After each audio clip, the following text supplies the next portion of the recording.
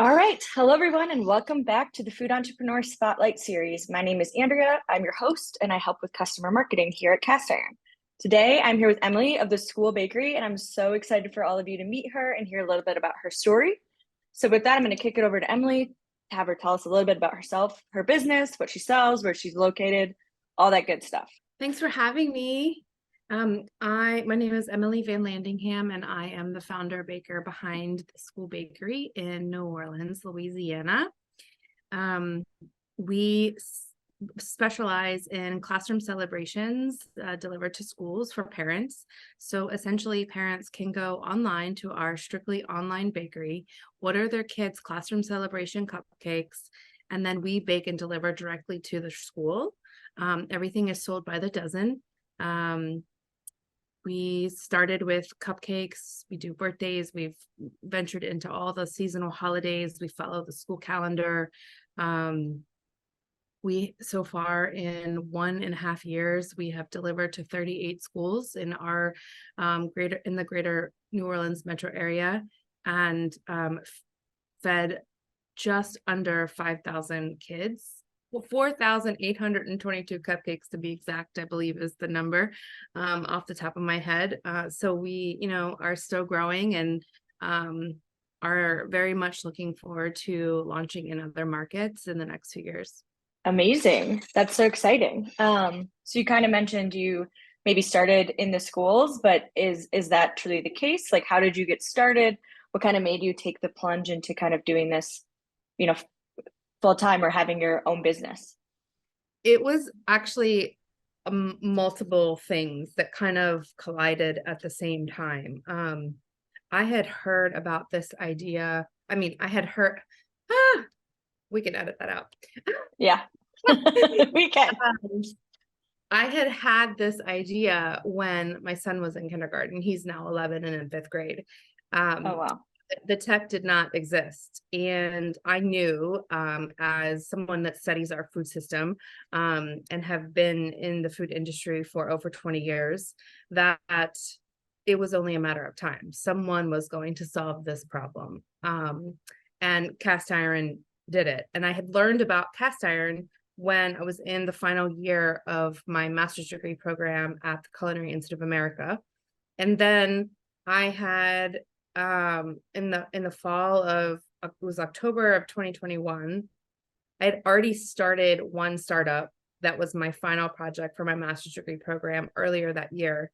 And I wasn't really in a position to have a second one. Fair enough. But when I learned that Cast Iron was launching, I went, wait, what? I am going to totally take advantage of this opportunity, and we're going to launch at the same time. And I called my friend. I was like, I think I'm going to do this. And she goes, you should. And I was like, it doesn't have to be anything. Like, there's no plan here. I'll just start with birthday cupcakes by the 2 dozens and see how it goes. And she goes, yes, do it. And so I did it. And, we took each obstacle apart, as we came across it, and now we have what it is today. You can order by the dozen, not just 2 dozen. You can add a half dozen. Like if your kid's classroom has 22, you can add a half, and then you can give the teachers a couple. We really haven't had a lot of feedback from parents that have an issue with having a couple left over, because the concept is, most classrooms are built around a dozen. Yeah. Or a dozen and a half. So it works out. That's amazing.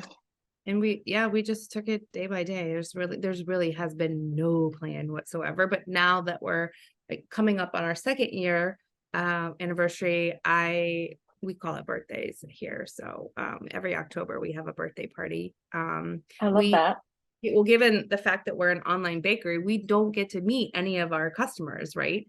I know their names and their emails when they come. We don't get a lot of phone calls. Everything is very seamless. It's kind of wild. The parents we don't have a lot of contact with the parents. We deliver to the school. The school walks it to the classroom, or I walk it to the classroom. And some parents come to their child's celebrations, some parents don't, and that's the beauty of it. It actually alleviates that responsibility for the child. The child still feels thought of and taken care of when they see those cupcakes. They don't necessarily have to have their parent there. Yeah. I'm sure some of them would just prefer to have the cupcakes at Yeah, they just want the sugar, right? They just want the sugar and the prettiness of it and how everyone is excited. And I received the sweetest email today because one of our marketing, total grassroots, okay? Total grassroots. Maybe I've spent in 1.5 years like $250 to $300 in Facebook marketing over the months. Nothing, it's just really been word of mouth. But one thing I did do was I gave away 1 year of classroom celebration treats for one child, and that includes the birthday and like 6 other holidays, like St. Day or teacher appreciation or Halloween, all the things they can really choose, the parents.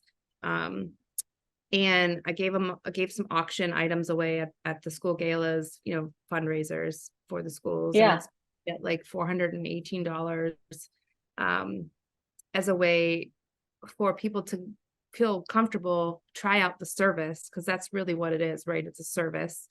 And we're coming in a couple of weeks, we're going to close on the first year's auction winners. And one mom had her final delivery this morning, and I said, "Hey, just curious, are you thinking of taking advantage of this service in the future? How do you feel about, your first year of getting this for free? And is this something that you recommend? Like, I want to hear all of your feedback." And she said, "My kid is so obsessed with the school bakery. He writes with your pencil every day because every order gets a free happy birthday from the school bakery pencil." And she just said, "We tell everyone we love it. We will always use your service." And it was just such a beautiful, thing. That's so sweet. You were able to experience it on their own and develop their own opinions, right? Yeah. It really it meant a lot. It was beautiful. That is so sweet. I mean, honestly, it's just such an amazing idea from like both sides, because like the kid feels happy and seen. And then, if the parent can't make it to the school, they're still able to, do something for their child to like recognize them. So I don't know, I was just reflecting back on being in school and like how that must have been difficult for parents to be able to like run out and like bring something in or like all of those things. So it's just such a good idea. With an 11-year-old, I've experienced it, and I have heard all my friends, and out of all these years, and this is why when my son started at the school he's at now, when he was in pre-K 4, I was in awe, because in the pre-Ks at his school, each parent, it's a rotation. So every day there's a snack share being brought in from a different parent. Yeah. Every day. And I'm in my mind, I'm calculating, I'm seeing the numbers, I'm seeing the food system movements, I'm listening to what parents are saying that they have to do to accommodate these asks from their schools. It's profound. Oh, I can only imagine. I get calls all the time. "Oh, I went to 4 stores just to get 4 6-packs of vanilla cupcakes with vanilla icing for, this Halloween party, in the classroom." And because that's all, kids, the psychology behind kids and how they eat is a very real thing. Yeah. And it's funny because a lot of my kids' parents over the years, if there's a kid with an eating issue, they usually end up sending them over to play at my house, because what happens is they usually end up eating the thing that they don't necessarily want to eat. How does that work? It's just, I don't know. It's one day I'll start a business around that. I don't know. Yeah. But there is a psychology behind the way children eat. And I think it has to do, a lot of has to do with their safeness in exploring the unknown at such a young age. They're not necessarily, they don't understand. Yeah. Some children, the flavors and the textures can be overwhelming. Right. children are sensitive, right? Yeah, And definitely. unfortunately, I am a highly sensitive individual, so I get it as an adult, and Yeah. I never grew out of that. Yeah. I suppose that's why I can relate to the kids. But children are basic, they feel safe in the white on white. It's Yeah. it, it's the light. It's safe. Yeah. Yeah. I can totally see that. Even that for children and as an adult.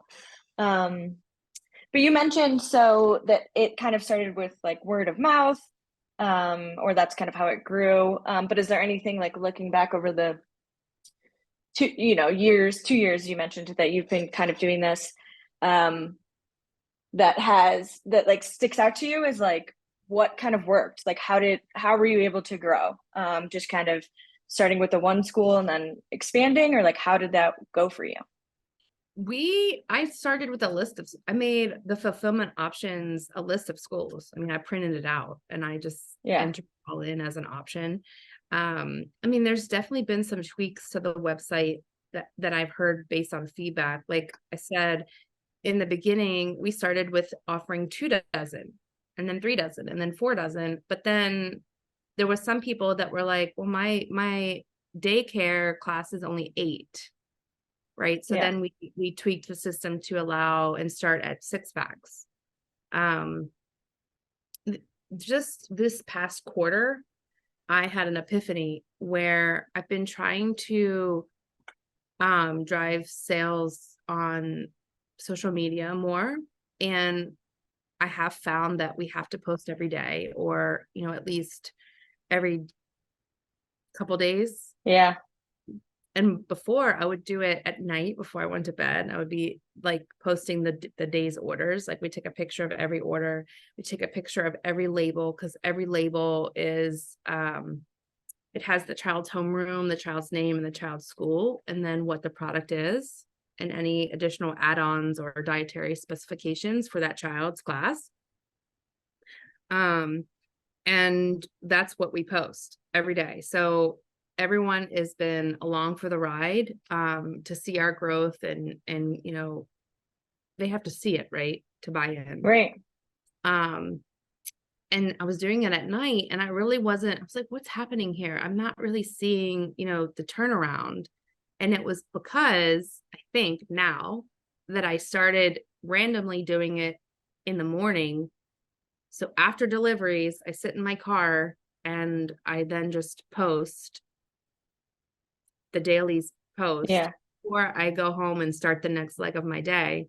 And I swear by the time I get home, I see an order. So it's tapping into the flow of the parents. The Yeah. moms, if they see it at night on their Instagram feed, they're half asleep. They're going to wait until the morning. They're going to forget. If you do it in Yeah. the morning, they're just revving up for their day. They're going to put it in their task list. They're going to go ahead and do it right away. Yeah. That makes perfect sense. Yeah. There Who we knew? go. Who knew? Yeah. It's little things like that, it's the more you get into it, right? Yeah. Really thinking about like what the day is like for the people, that you're working with, and then kind of fitting into that. So obviously here at Cast Iron, we know you and you've created this, amazing successful business for yourself.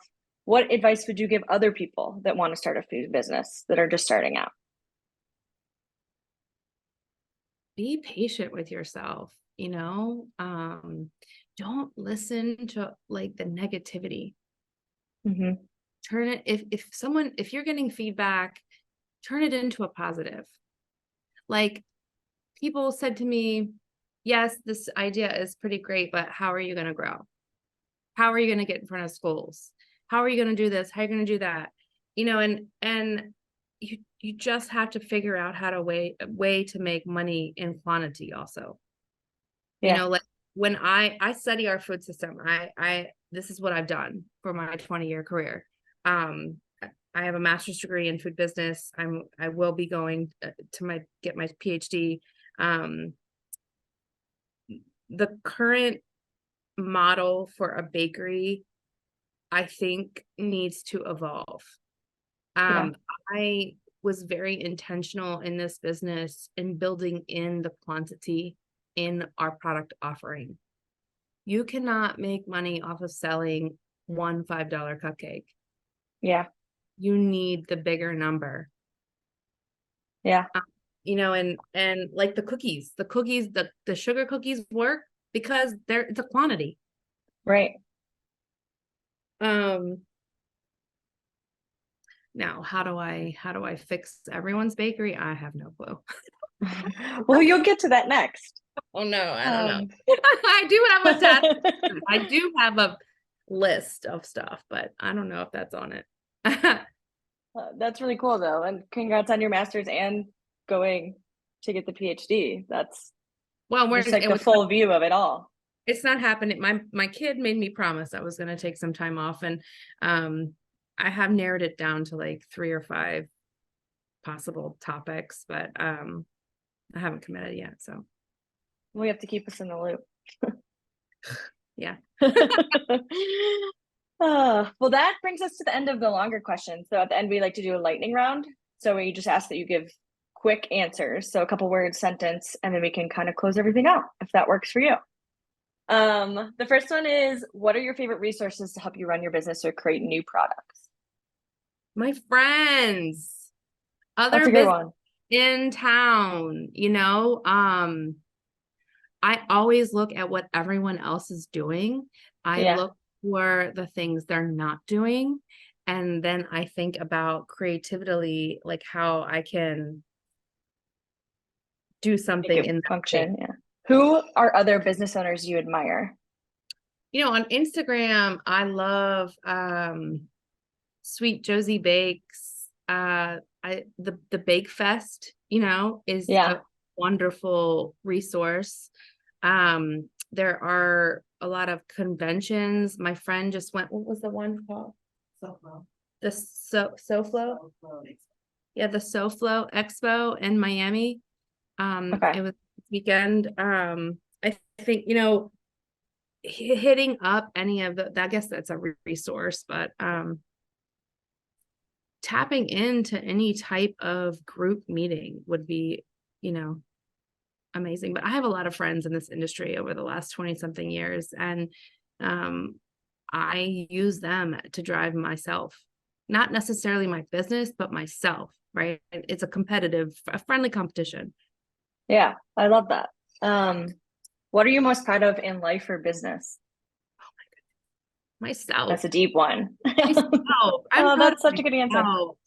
I have been through a lot of challenges in the last few years. And when I finally decided to take control and create my life exactly the way I wanted it to be, I did not steer from it, and I'm just now finally seeing the payoff. And now that I've reached a place where I can sit back and be like, okay, I have achieved some stuff. Now let's keep going, you do have to take some time and appreciate yourself. You do. Yeah, I love that answer. That's amazing. So the last one is share the love. Who else would you want to see a spotlight in this series? And this obviously is not cast iron specific, could be anybody. I have a friend, she's not on cast iron yet, but I keep wanting her to be on. I'm looking at my assistant over here, who also works with the friend I'm about to say. Her name is Lady B. Okay. She is a baker. I think it's Lady B Bakes. Bakery. Is that, but what's her social? Oh, it's Lady B SQ. Lady B SQ. Okay. Is her Instagram handle. She's been on the Food Network many times. She does sculpted cakes.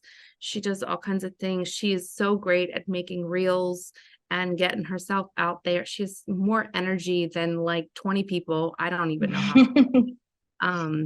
It's 100% natural, and I am going to make it on my mission to get her on cast iron. I think what I love most about I could not do this without cast iron. Literally, this idea would not work without this software. It Well, just was. thank you for saying that. No, it's true. It's 100% true, which is why I had to jump on the bandwagon in the beginning. I have been waiting for something like this to happen, but I'm not a computer programmer, so. Yeah. Well, we'll take care of that end. And we so appreciate you being along for the ride as well. Lastly, where can our audience find you? This at theschoolbakery.com, at the School Bakery on Instagram and Facebook.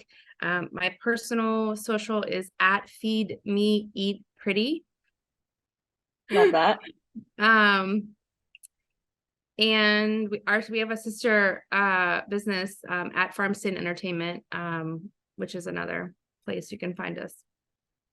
Amazing. Well, thank you so much for coming on today. I know I learned a lot.